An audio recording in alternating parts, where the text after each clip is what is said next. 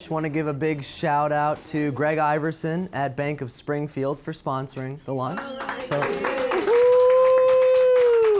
he will be at the barbecue event later this evening, so y'all can thank him. He's one of our other preferred lenders here. Now that you guys know more about Memphis, Tennessee, know more about our company, the systems and processes, how we actually operate, it's time to get to the fun part, which is actually analyzing a deal. So I'd like to walk you guys through how we look at these properties and let you know what goes through our mind. So you can see all of our available properties 24/7 online at our website, all from the comfort of your home. You can click the Properties tab at the top of memphisinvestmentproperties.net, and once you guys log in, you'll have full access to our listing portal. It's a very live portal. It's updated every single day. So every single property that we have available that's going to be fully renovated, turnkey, or new construction will be on this website. So we're going to analyze together the property on the left-hand side, 1743 South Perkins Road.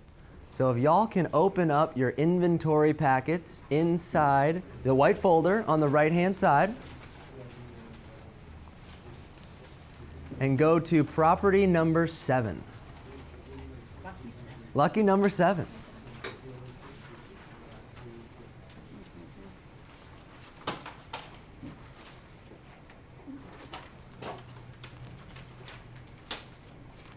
All right, perfect. And now is when you can all bring out your cell phones and get the camera and look at the QR code for the home.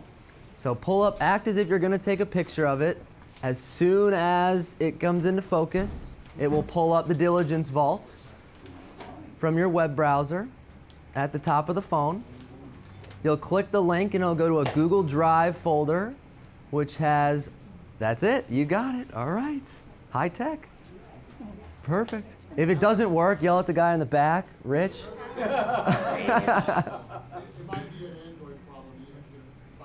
Okay, perfect. So, all right, wonderful. You can do this with each one of our homes. Yep, as soon as it comes into focus, a link will pop up at the top of the phone.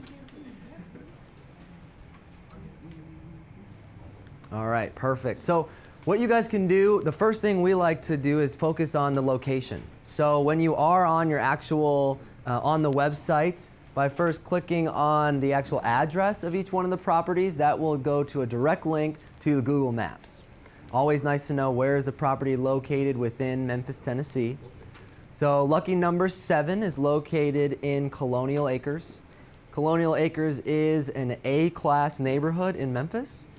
An A-class neighborhood, come on in. Come on in. No worries. Come on in.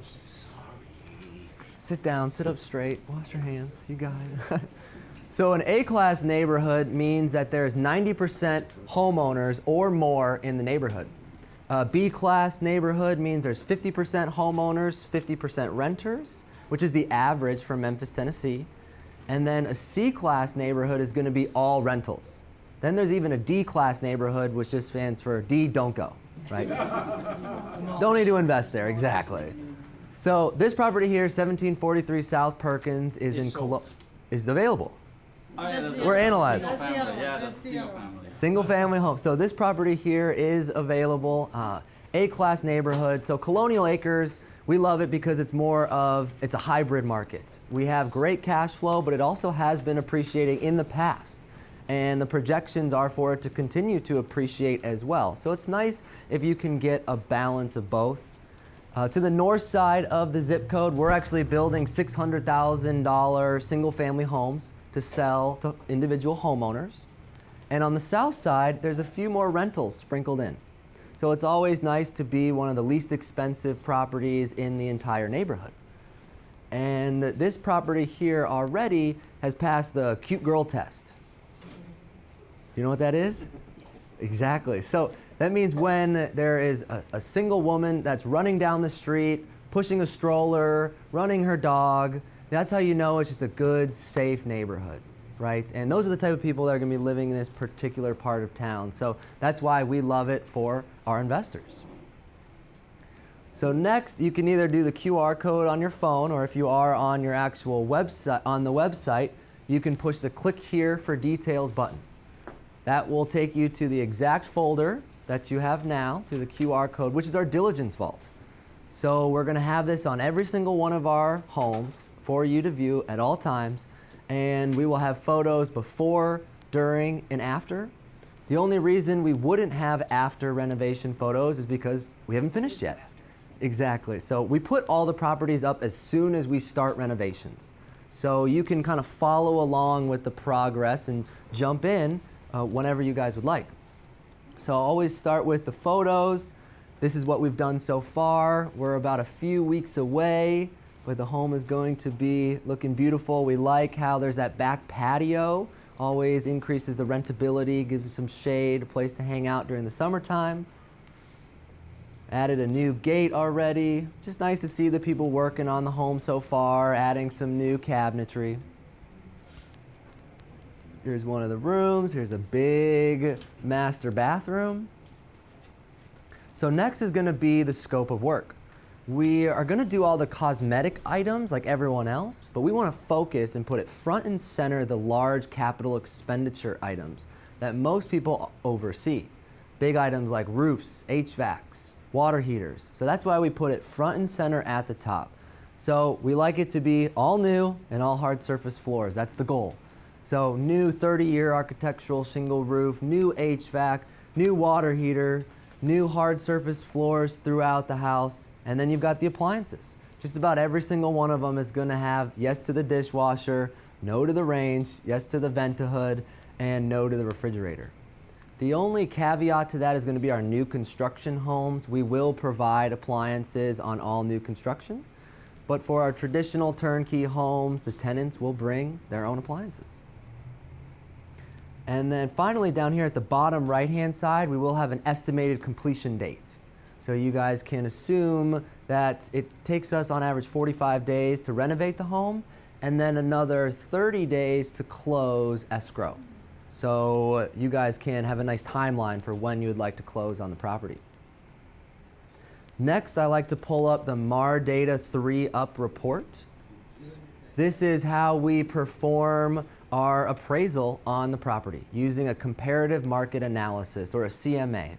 Same strategy that the appraisers use when you get financing, when you get a mortgage. We'll just do it on the front end and we'll share it with you.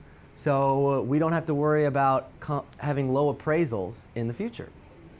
You're going to look at items like the bedroom, bathroom count, garages, square footage, and once everything gets factored in, you'll get a price per square foot of the property. So in blue, we're going to have our property, the subject home, and then comparables 1, 2, and 3. These are auto-generated from the MAR data, which is the Memphis Area Association of Realtor. They give it to us since we're lucky realtors. And the goal with comparable sales is you want your property to be for sale, the subject, for less than what the other homes in the neighborhood are worth, because that will give you the best possible chance for the appraisal to come in above value and get some equity day one. That's always, the goal. You're more likely to get equity day one on an A-class neighborhood property because we actually sometimes lower the price to make sure that there's really good cash flow in the deal for you, as opposed to selling it to a homeowner in the retail market, because an A-class neighborhood, 90% of those people are homeowners. And we want to grow our property management business. We want to help you guys as investors. We want to be here for the long term. So that's why sometimes you'll see it's going to be below the comparable sales. Now in a C-class neighborhood where it's all rentals, you're going to see it more likely just right at the comparable sales. And we only have low appraisals 5% of the time. When that does come into play, we'll work with you on the price by meeting in the middle or adjusting it in some fashion. So next, I want to get into the nitty-gritty details of the Pro Forma. So I'm going to bring up Sean Tagge, our Chief Operations Officer. He's our biomedical engineer, moved all the way from Utah to build this Pro Forma. So here you go, Sean. Yeah, hey guys. So yeah. Hold on, you need to get a microphone real quick.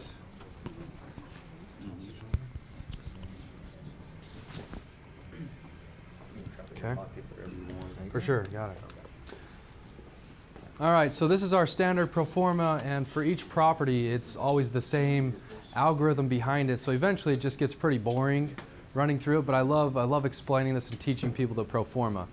So at the top, I'm just zoning in on the top right section. Of course, you have the price, and a lot of people wonder, is that including the renovations? It's that cheap? That's the renovation as well? I'm like, yes, that is including the full renovation we're doing. And then some basic property details.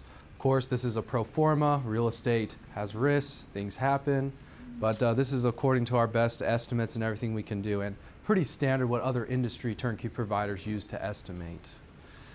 So then these are the general assumptions we put.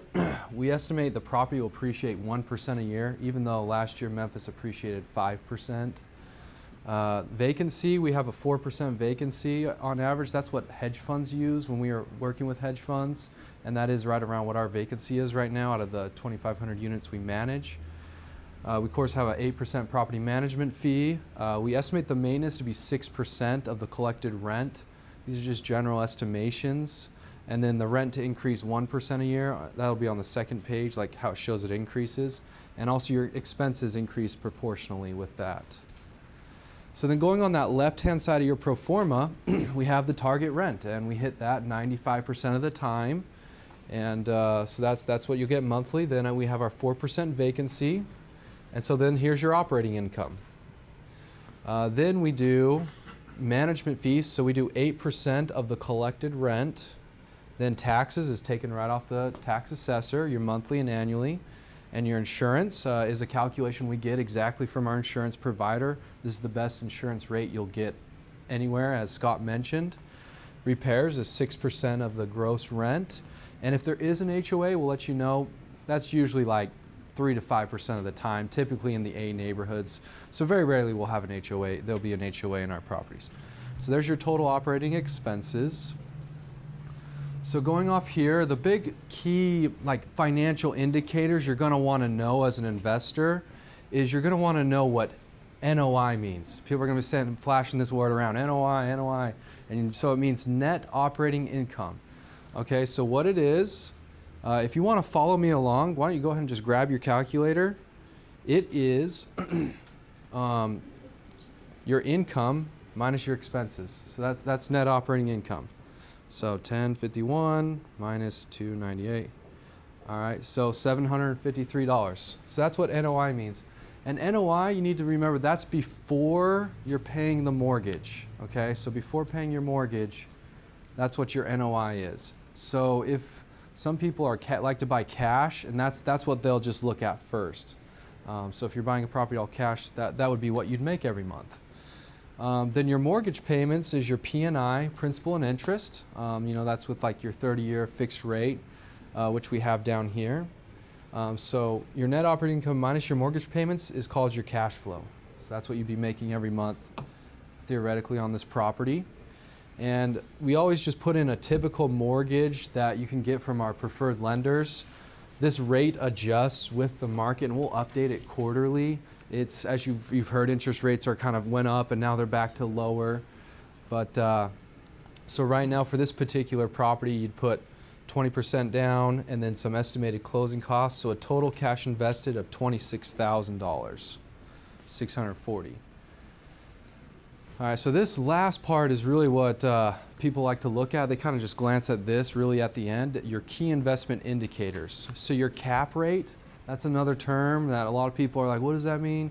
So your cap rate, you're assuming you purchase it all cash, because I don't know what your rates are going to be. Everyone's going to have a different interest rate. So you use basically like industries and like hedge funds use a cap rate kind of as like an industry standard to have a solid baseline. So the cap rate is your net operating income divided by the purchase price. So that would be like your return on investment if you didn't have a mortgage. Does that make sense? Your cash on cash return on investment is your cash flow, assuming you got a mortgage, divided by your initial cash invested. So that would be 11% for this particular property. Pretty dang good considering the stock market's 4 to 8, depending on your risk tolerance. with a 1% of property appreciation the first year. That would be your appreciation. This is assuming the first year's mortgage principal reduction. And as we know, it gets better and better each year. Your principal gets paid off more and more. Aaron Chapman will go into that a little more. So this is your total return. It's summing your cash flow plus your appreciation of 1%, very low assumption, plus your principal pay down. That's the sum of all that. And so your total return is all those sums divided by your initial cash invested, so 20%. So just showing the power of real estate, you can get really, really great returns when you're factoring in all those other things that a lot of people don't think about.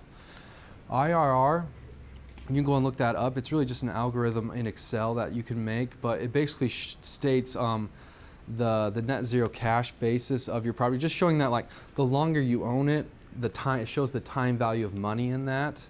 And that's also another thing that hedge funds and other big industry players use to kind of judge the time value of their money being locked up into this deal for 5 years or 10 years. As you can see, as you own it longer, your IRR goes up.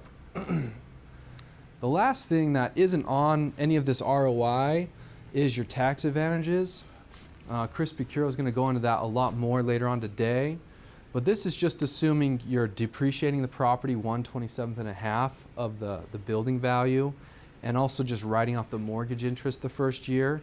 If you were in a 33% tax bracket, you could write off all that, so essentially saving that much on your taxes, which would give you, that divided by your initial cash invested if you're getting a loan, would be a 10% return on investment on top of that 20%. So really, overall, if you sum everything, you're looking at a 30 to 40% return on investment typically for just any old single-family house if all the stars align and everything works pretty well. But even if you don't have, you don't have any cash flow for 1 year, you're still getting 10% from your tax advantages, plus probably half of that from just principal pay down and mortgage principal, your mortgage write-offs and everything like that, and your mortgage reduction. So, yeah, that just shows the vastness and the amazingness of real estate. So I'm just wondering, after hearing that, who here does not want to be a real estate investor? You can just get out of here, because that is just amazing. So yeah, take it away, Mark. Thank you, Sean. Mike. I want it. Yeah, he wants us to use this one. This is the special one. This is the good one. IT's in charge, so yeah. He knows what he's doing, apparently. We'll see. All right. So to answer Sean's question, I know I do. I personally just got married about a month ago, and instead of having, so woo, you go, Amber, yeah, woo, all right. I'll be sure to let her know we all clap together. And wooed. So she's incredible. Instead of having a big wedding and blowing thousands of dollars in one little event, we decided to take that money and invest it in cash flowing rental properties here in Memphis, Tennessee. So, woo! Be sure to let her know we wooed twice. That's a good one. So if you do think that the property is great, location's great, renovation's great, and the returns are something that would fit your portfolio, you can actually move forward with the home directly from the website by clicking the Order Now button. It will take you to what's called our financial addendum to reserve the property. So we just operate on a first come, first served basis. And so each one of these forms has a time stamp. So whoever fills out the form first gets the property. And this form, it'll just have your contact information, the proper names you want on the title, whether that's an LLC, you're paying cash, or your full personal name and you're getting a mortgage, as well as little other information like who's your lender going to be and how'd you hear about us originally. So that just helps us stay organized so we can then give it to our contract administrator, Jennifer Scott. She's the blonde lady in the back corner of the office. Hey, Jennifer. All right, anyways, so she's incredible. She writes all the paperwork, and we will then send you that via DocuSign to your email. Once you've signed the paperwork, we've signed the paperwork, we will now have an executed contract, and we'll send you what's called a purchase process email. So this email will highlight all the necessary steps that you need to take to make it very easy for everyone to stay organized. So most importantly, it'll tell you, or this is where we will go in as soon as the renovations are done. Jennifer Scott will help handle the scheduling of your home inspections, your termite inspections, your appraisals, and will help you all the way through escrow to closing. Help schedule with the closing attorneys all the way up to property management. So we're going to make sure that we are, staying on track on top of you guys, so you don't have to worry about missing deadlines or making sure that you're just missing something in general. So once you then end up deciding and you own the property, now it'll go over to the Reedy and Company side and you'll be able to get the cash flow. So now I want to bring Sean Tagge back up and say, real estate is a long-term investment. And we're not here to sell one house to one investor and be done. We're here to create a long-term relationship, help you build a portfolio that will actually make an impact in your life and your financial future. And that's why Sean Tagge is going to show you exactly how to make $150,000 per year in 16 years through turnkey single-family investing. Pass it back to you.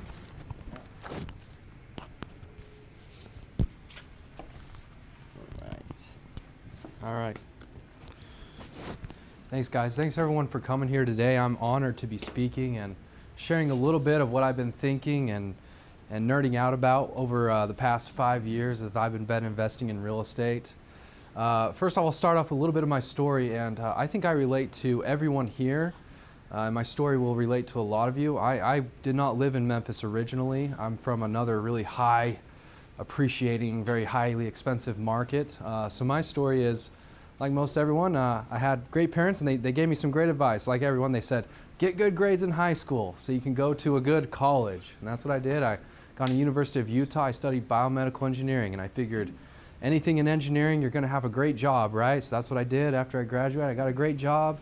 I did artificial heart research, did a lot of data and other things like that. And so, obviously I'm very nerdy. I like spreadsheets, I like algorithms, I love math, and ordinary differential equations and other crazy things like that. Who here is like a science or an engineer or a math background?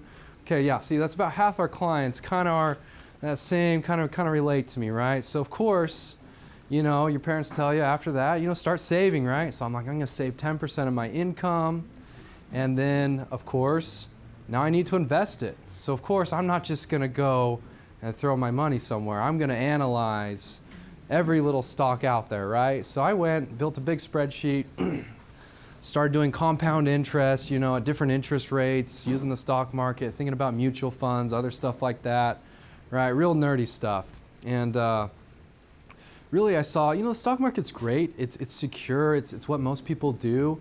But it just seems so discouraging. Like you couldn't predict what's going on, right? I can't control how Facebook's going to do. I can't control government and other things like that. And even with me saving 10% of my income and getting raises and stuff, it was still discouraging. It's like, it's going to take me 30, 40 years to retire. Because, when you factor in, family and kids, right? That was just me and my wife living together, and other things like that, and inflation and trips. It just seems so discouraging. I'm like, man, I'm never going to be able to retire.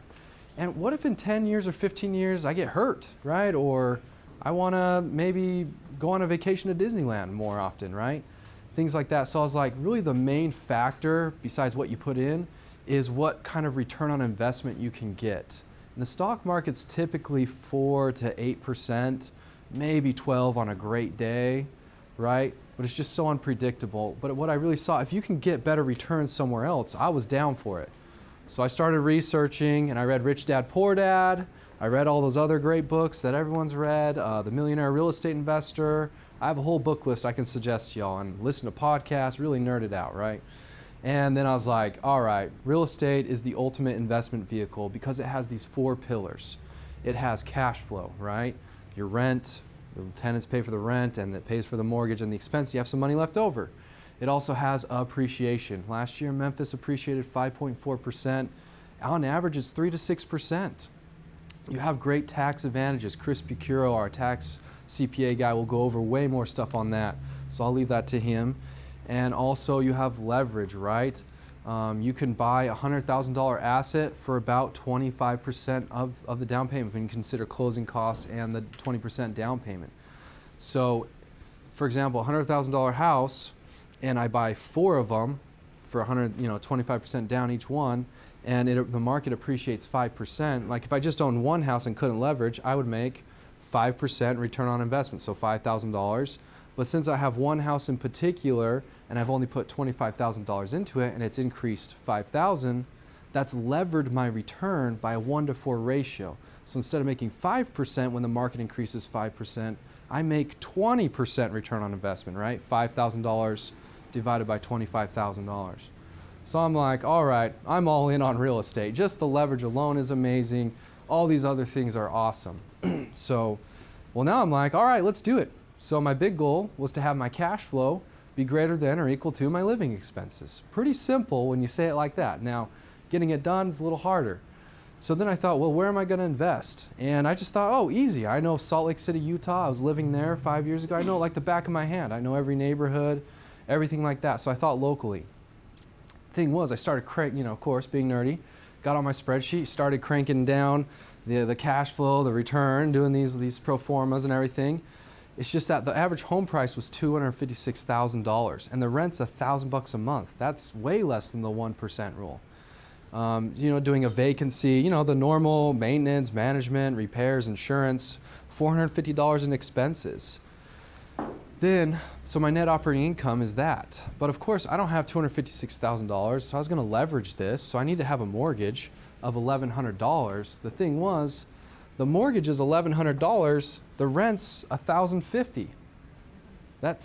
Wait, my rent doesn't even cover my mortgage? And then I have expenses, so I'm negative $532. Yeah, okay, the market's going to appreciate, but that sounds like speculation to me, right? This doesn't even make any sense. That's crazy talk, right? And I was like, well, it's because the rent to value ratio is low, the cap rate's low, and it's because homeowners are coming in and buying these houses, and they're not buying it based off what they're going to make. They're buying it based off what paint color the kitchen is, right? And so, that's my market, and that's a lot of y'all's markets, I bet, as well.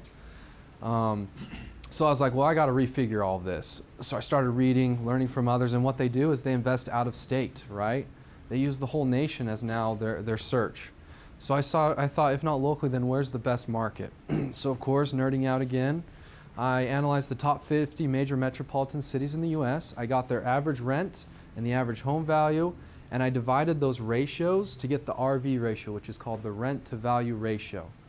Now, if that number is higher, that would mean it had to have the highest likelihood of cash flow, meaning it would be the best cash flow market. I want my properties to at least have $100 a month cash flow after all expenses and the mortgage, not negative. And appreciation would be nice, cherry on top. It's not like my only thing, but that'd be great, kind of having a blended cash flow and appreciation.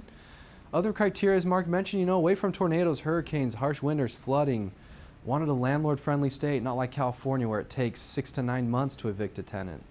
I wanted a stable workforce. I didn't want some podunk town where one employer leaves and half my tenants don't have a job anymore. So a stable, diverse workforce. So here is the rent to value ratio, the top 10 markets with the best cash flow. Memphis is just under 10%. We got Detroit, Birmingham, Indiana, so pretty much the mid-south, southern cities. St. Louis, Tampa. And so I'm like, okay, Memphis or any of these cities, I'm, being an engineer, as you know, in research, you kind of be agnostic to anything, and you just kind of feel out and you keep diving in. First off, I just compared Memphis to my home city, 45% better cash flow. So I'm like, well, if I'm going to pick a stock, I'm going to pick one that has 45% better return on investment. Then this is where most of our investors are from, just for funsies. I did this. So here's Memphis, rent to value ratio 10. Then Vegas, Phoenix, Salt Lake City, Seattle, Denver, Los Angeles, and San Jose. Just, for you non-nerdy people, the blue bar, the higher it is, the better. Okay, so Memphis is bigger, which is good. Okay, but for the engineers or for the scientists and nerds like me, you kind of get that. Now blending in, this one really factors in everything. So this is a total return. So the blue bars represent appreciation in that market. The red represents the rent to value ratio, and the orange is the sum of both of them, so the total return. So this is considering both the appreciation and cash flow. So we have Nashville from number 1 to 10, top 10 markets. Nashville, Tampa, Detroit, Dallas, Seattle, Orlando, Las Vegas, Louisville, Memphis, Salt Lake City. So you're like, all right, let's go to Nashville. That's number 1. I'm like, hey, wait a second. The red bars is cash flow. So really the blue is appreciation. So that's just showing speculative, right?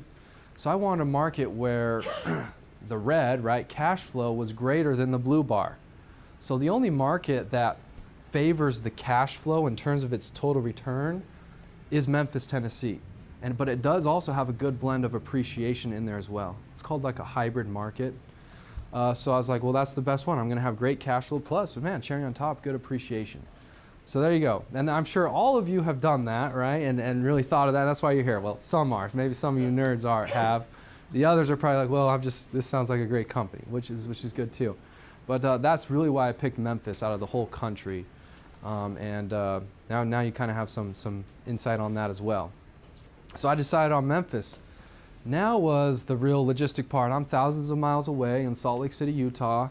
How am I going to do this? I needed a property manager, boots on the ground, what areas to focus on. I need connections, to the local knowledge and people. And I just didn't simply know what I didn't know, right? A lot of things I just was like scared of, right? And that can be scary to a lot of people. So that's what we're here for. We're servicing that need of people wanting to invest, but it doesn't make sense where they live. So Reading Company Memphis Investment Properties, we have 30, 40 years of making mistakes that Jim has done, and Brad, and even me and Mark, but Jim's been in this business for 40 years. So we've learned and we've grown. So now, the second phase of my presentation is now I'm going to give you kind of a long-term vision of where this can take you. I see a lot of people that are kind of stuck in the weeds a year or two into real estate investing, and they get discouraged. What I want them to see is that you need to be looking at this for long term, not just a 1 or 2 year thing. This is a 16-year case study on where real estate can take you. And I'm going to do a really, really, really conservative approach on showing this financial model on how things can go. So our typical clients that we have, most people here are pretty financially stable. So I'm going to do like a case study, what I just thought of like a typical couple would be here. They're making pretty good money. They both work, and they already have a base. They're in their mid-40s or 50s. They already have some money saved up. They're not living too lavish of a lifestyle. So they're going to start out with $120,000 in capital. That's either from refinancing a house they own in one of those crazy markets, or selling it, or doing a 1031, or reinvesting their 401k or IRA, or perhaps they just have that money saved up. And then what they're going to do is the husband works and they live off his income. Then the wife works and her income of $50,000 a year is invested straight into real estate and saved up year over year for real estate so they can retire early and be financially independent. And after they buy a house, they're not going to spend that cash flow and buy a Ferrari or whatever. They're just going to keep reinvesting it back into the machine. And we're not going to increase rents in this financial model. We're not factoring in refinancing or appreciation or any tax advantages. It's just straight cash flow purposes.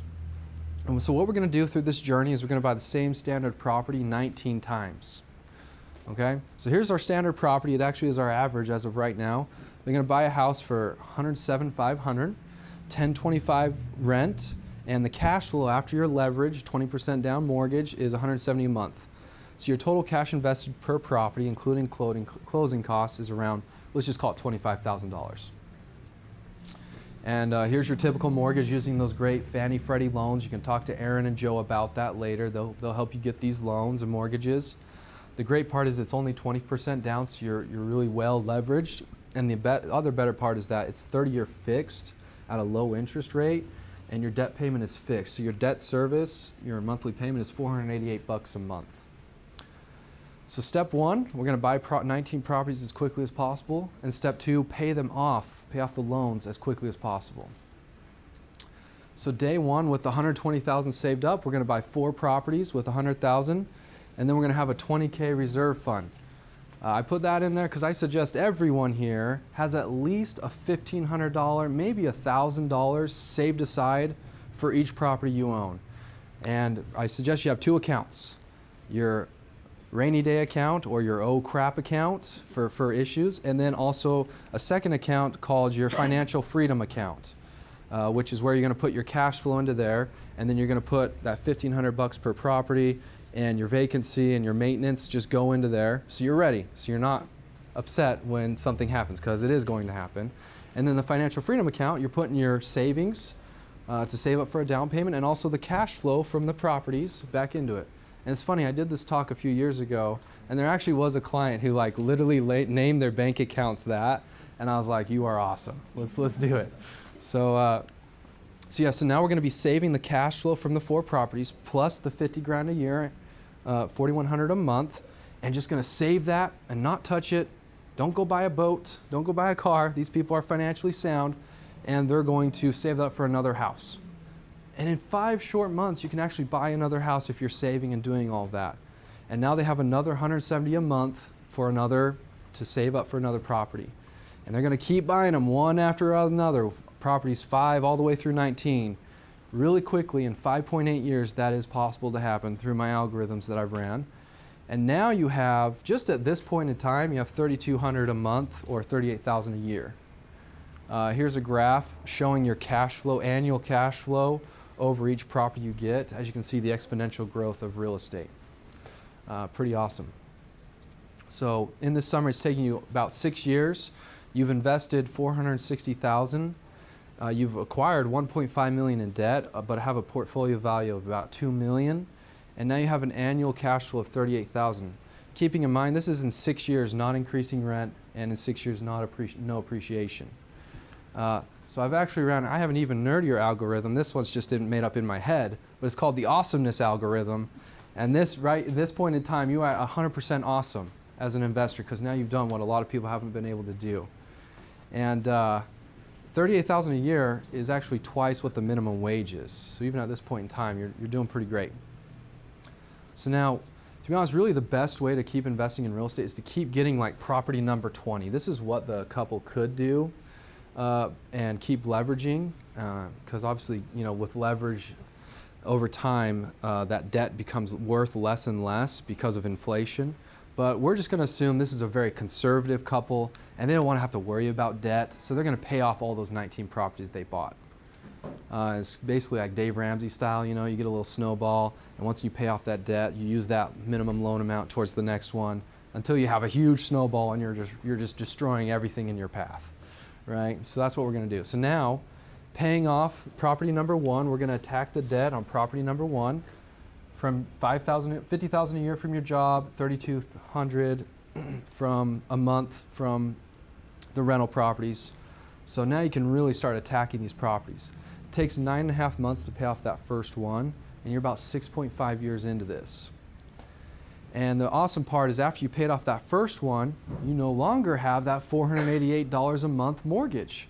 So now you're like, all right, well, let's go buy a boat, right? No, let's take it easy. Let's keep doing it. Let's go in. Let's go all in, and let's take that money and now just apply it to the next one. So now we can keep tackling each one faster and faster.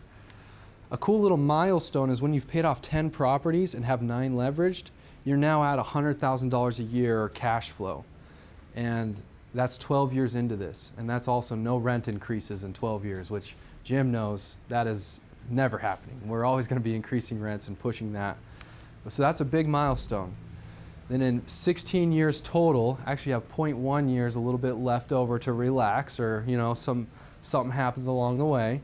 You're at $150,000 a year cash flow. Congrats. And so any person at this event, that can be achievable. Here's a graph showing acquiring properties, them, and then paying them off, and seeing the exponential growth, the long-term vision there, and your annual cash flow just right at $150,000 a year. Here's the summary. It takes you 10 years to pay them all off. Total time of 16 years. During those 10 years' time, you paid from your job $510,000, and then the machines paid off the rest of that debt. The cash flows have paid off itself about $1 million in debt on its own. Okay, so it kind of starts self-sustaining itself after the end. With no appreciation, that's your portfolio value, and with no rent increase, that's your cash flow. The awesomeness algorithm has just gotten a tenfold increase. That's a 1 value of logarithmic. And so yeah, we're at a pretty high awesomeness factor here. And but here's what's even greater. This is after all expenses, right? I've factored in an 8% management fee, 6% maintenance reserve, and a 4% vacancy, and taxes and insurance. And who's actually paying for those expenses? Their tenants are, right? The renters. And so going back to the 4 pillars, I've only factored in cash flow and leverage in this scenario. Let's just take a little teaser and think about appreciation, right? If your home was to appreciate 2.5% a year, which is actually very conservative, we're at 3 to 5% here in Memphis, you would have $113,000 more in cash flow a year, almost doubling your cash flow after that 16 years is up. All right, you're like, all right, now we're talking, Sean, let's get going. Then if the home was to appreciate in value over 16 years, just the first one, and all of them more, you would have almost $1 million more in equity. I think that's very conservative as well. So now the awesomeness scale is at 10,000%. Yes. Tax advantage, we'll talk about that later. Chris will talk about that, but real estate is awesome, and that's the long-term perspective that you can see. So you can stay on the left route, and I'll hear. I'm going to hear from you guys, Sean. I can't save up $50,000 a year. I don't have $120,000 to start out with. That's okay. Just start somewhere. Sean, this and that.